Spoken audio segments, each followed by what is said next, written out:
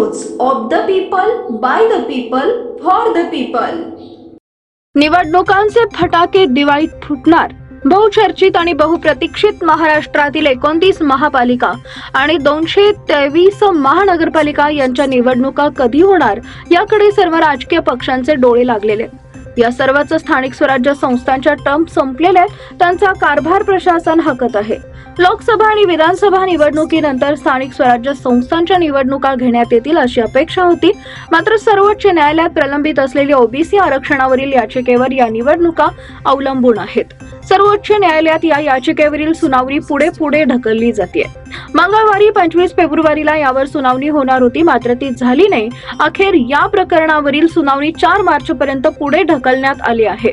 आता या दिवशीही निर्णय झाला नाही तर राज्यातील स्थानिक स्वराज्य संस्थांच्या निवडणुकांना दिवाळीचा मुहूर्त लागेल अशी शक्यता वर्तवली जाते।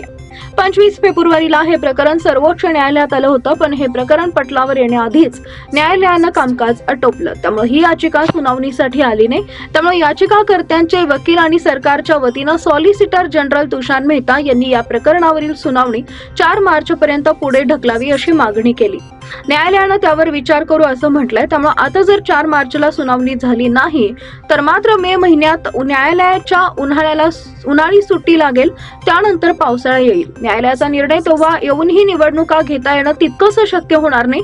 तसेच ज्या दिवशी न्यायालय निर्णय देईल तेव्हापासून ओबीसी आरक्षणानुसार प्रभाग रचना, सुधारित मतदार यादी बनवणे यासाठी किमान 1.5 ते 2 महिने लागतील। त्यामुळे या निवडणुका होण्याला दिवाळी उजाडेल अशी शक्यता आहे। पीपल न्यूज पाहण्यासाठी चॅनलला सबस्क्राईब करा व बेल आयकॉनला प्रेस करा।